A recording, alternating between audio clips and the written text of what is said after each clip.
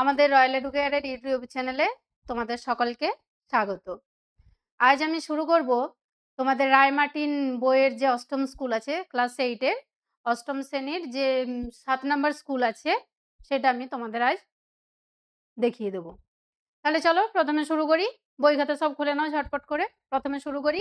1 নম্বরে কি আছে দেখো, সঠিক উত্তর বেছে নিয়ে লেখো। বনিজ শব্দের সপ্তমীর বহুবচনের রূপ। বনিজ শব্দের আমরা বনিজ শব্দরূপ পড়েছি, তার সপ্তমীর বহুবচনের রূপ কি আছে? বনিক্ষু। বনিজ শব্দের সপ্তমীর বহুবচনের রূপ হবে বনিক্ষু। বনিক্ষু। তারপরে দেখো আমরা চলে যাব 2 এ, পরের নেক্সটে কি আছে? শীঘ্রম এতৎ কুরু। রেখাঙ্কিত পদে হয়েছে শীঘ্রম এতৎ কুরু, এটা তাড়াতাড়ি করো। তাহলে এটা মানে কি? শীঘ্রম এতৎ কুরু। তাহলে আমরা জানি যে ক্রিয়াপদ, এখানে ক্রিয়াপদ কোনটা? কুরু, করো। তাহলে কি কেমন করে করবে? কাজটা কেমন করে করবে? তাড়াতাড়ি করে করবে। তাহলে ক্রিয়াটাকে বিশেষণ করছে, বিশেষিত করছে। তাহলে ক্রিয়া বিশেষণ দেখো আছে কিনা? এতৎ কর্মণি দ্বিতীয়া, এতৎ কর্মযোগে দ্বিতীয়া, ক্রিয়া বিশেষণে দ্বিতীয়া। তাহলে এটা হবে ক্রিয়া বিশেষণে দ্বিতীয়া বিভক্তি। তারপরে দেখো কি আছে? 2 নম্বরে আছে বাংলায় অনুবাদ করো। বাংলায় বঙ্গানুবাদ করতে বলেছে। কি আছে? আবাল্লাত সৌ অতীব সাহসী ধর্মপরায়ণ দেশভক্ত সমাজ সংস্কারক চাষিত বা সমাজ সংস্কারক চ আসিত। আবাল্লাত মানে শৈশব থেকেই তিনি অত্যন্ত সাহসী, ধর্মপরায়ণ, দেশভক্ত এবং সমাজ সংস্কারক ছিলেন। তারপরে দেখো বাল্যে ধ্যান ক্রিয়া আসিত তস্য প্রিয় ক্রীড়া। বাল্যে মানে ছেলেবেলায় ধ্যান ক্রিয়া ছিল তার প্রধান ক্রীড়া। তো সে তার প্রিয় ক্রীড়া, তার প্রিয় খেলা কি ছিল? ধ্যান করা। তাহলে বাল্যকালে ধ্যান করা ছিল তার প্রিয় খেলা। তারপরে কি আছে?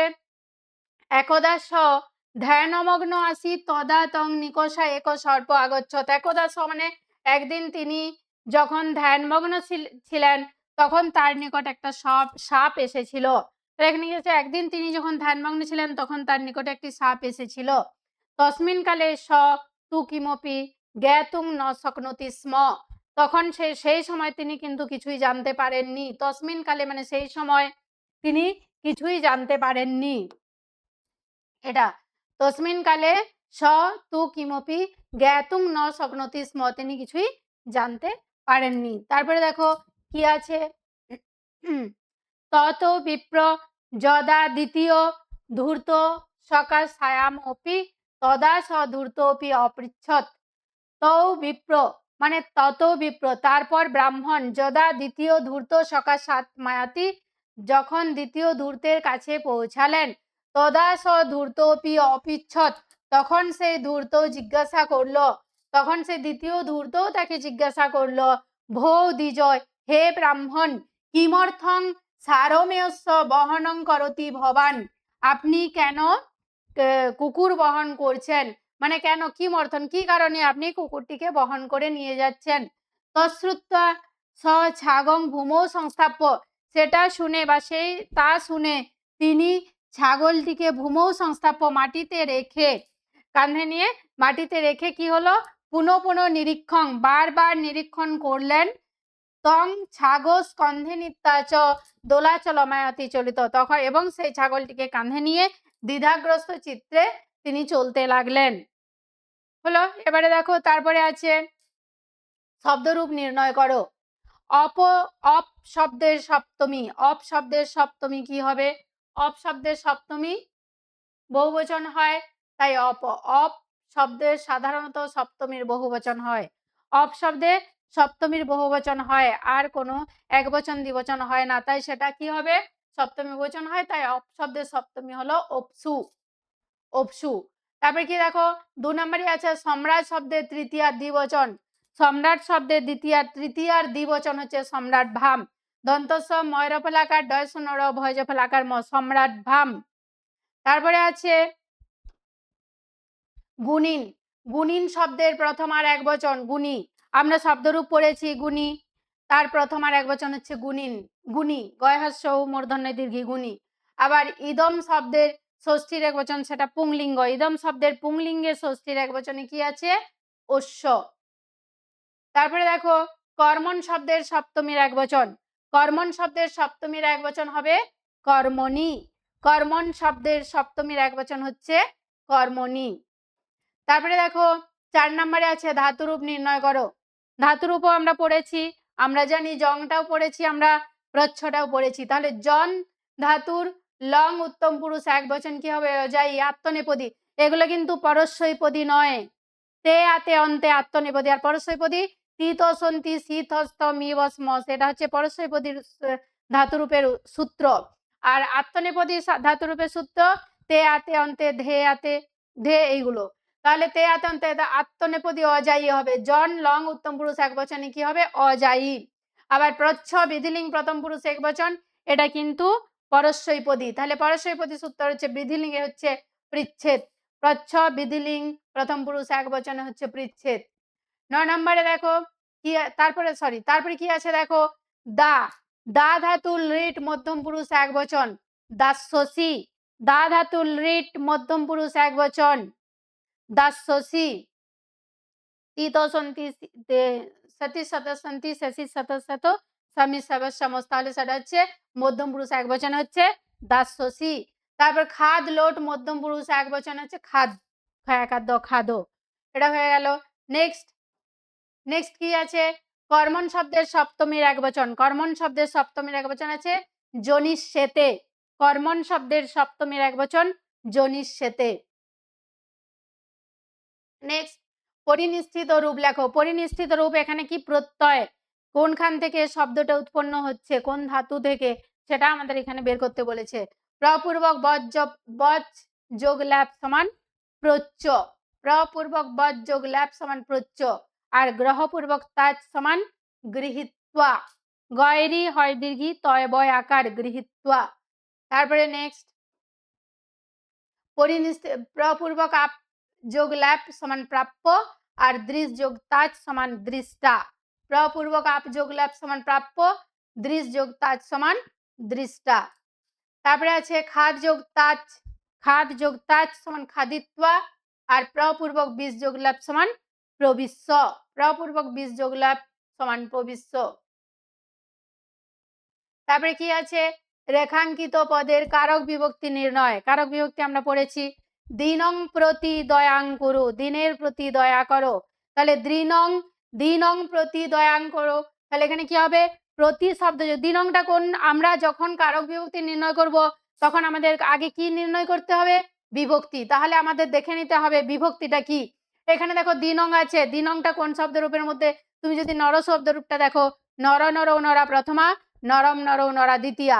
তাহলে দিনং হচ্ছে নরম দিনং, তাহলে আমরা দ্বিতীয়া পেয়ে গেলাম।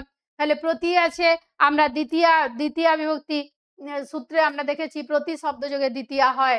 তাহলে দেখো প্রতি শব্দ যোগে দ্বিতীয়া বিভক্তি। তারপরে মাত্রা সহ পুত্র গচ্ছতি, মায়ের সাথে পুত্র গেছে। তাহলে মাত্রা, এটা মাতা মাতরো মাতর, আমরা শব্দরূপটা পড়েছি, এটা কোন বিভক্তি মাত্রা হবে? মাতা মাতরো মাতর, মাতরম মাতরো মাতৃন মাত্রা, আমরা তৃতীয়া বিভক্তি পেলাম। তাহলে তৃতীয়া বিভক্তির সূত্রটা কি আছে?